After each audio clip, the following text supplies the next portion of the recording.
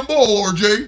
So one of the coolest things that has come out of all of this is folks asking you questions. I never take for granted people wanting to hear what you think and what you have to say, which is why when I get asked a question, especially about sports, college football, Oklahoma State, the Thunder, whatever, I try to give the most sincere and well-thought answer. And to that end, we're going to start doing a mailbag, hopefully each Friday beginning today. And my man's Patrick Masick is going to read your questions. So you can fire a question my way at RJ_Young on the YouTube channel. You search my name, RJ Young, or at the Tulsa Sports Animal account, which is, Tulsa Animal 971.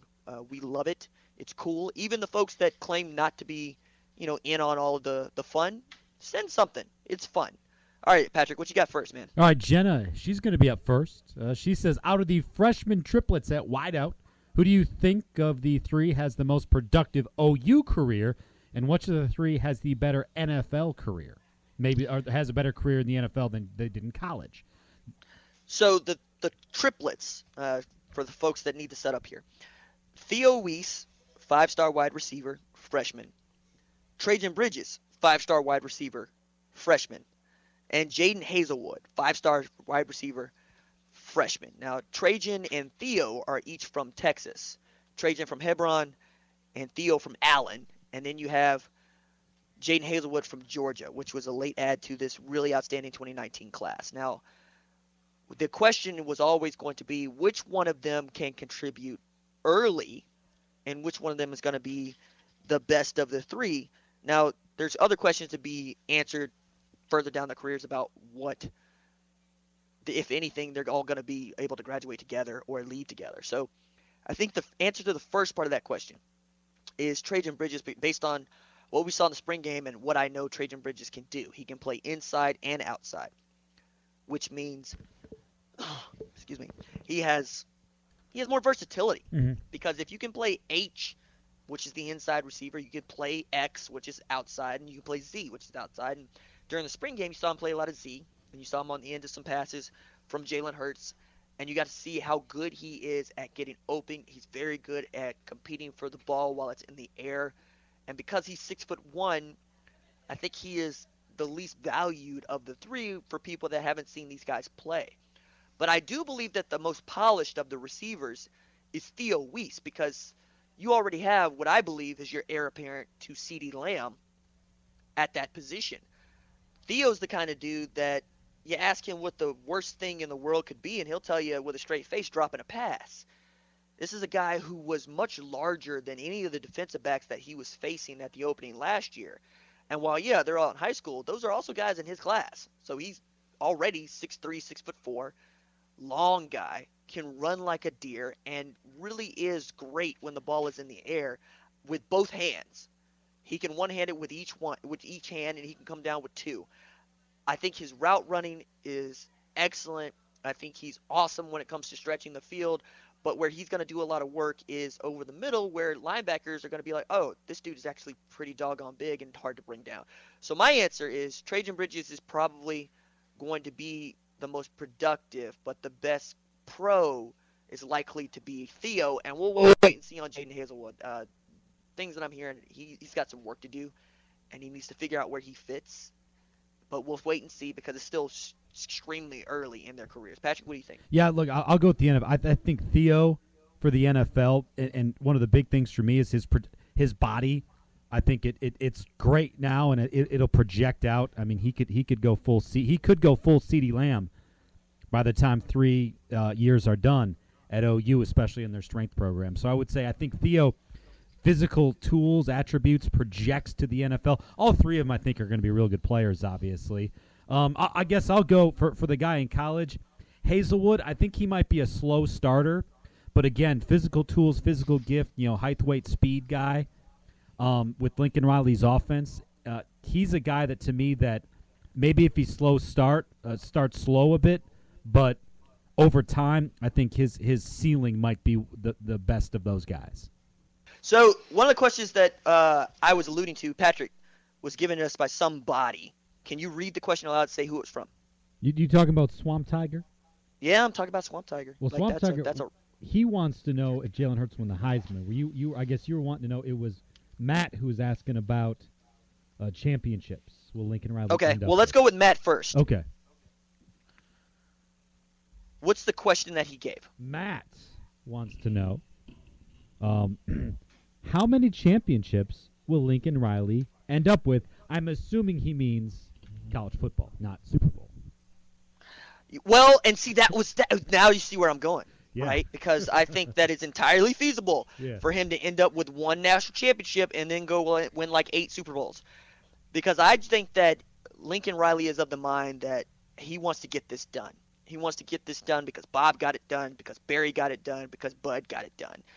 And then we'll see, man. I think if he won a national championship as the head coach at Oklahoma, he's playing with house money after that, because nobody in the world is going to be upset about that except the folks who are like, yeah, but the QB train.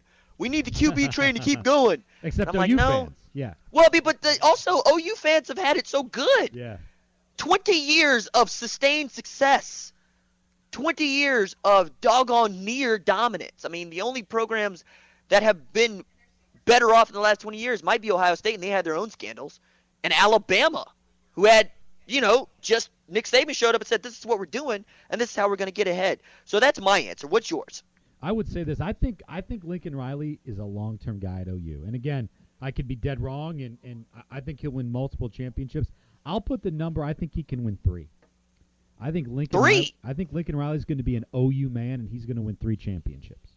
Okay. Look at that. You put him on par with Coach Switzer. I would say, yeah. Look, I think he might look at it and say, I think he'll try to get as many as Dabo or Nick Saban might be hard to catch by the time he's done. But I think Lincoln Riley, with what he's done at OU, obviously looking at the Vandagriff, Lincoln Riley is such an elite recruiter, especially on the offense side of the football. We'll see what happens with the defense. He's such an elite recruiter. He could set this thing up to roll. I mean, and it might be one of those things where in the end, he doesn't want to leave. You know what I mean? Well, that's what I'm looking at. I mean, Bob. We always thought Bob was going to leave, and he never did. Well, no, I never thought Bob was going to leave, because Bob would say that he enjoyed what he was doing, and after you won the national championship so early, it's really difficult to leave.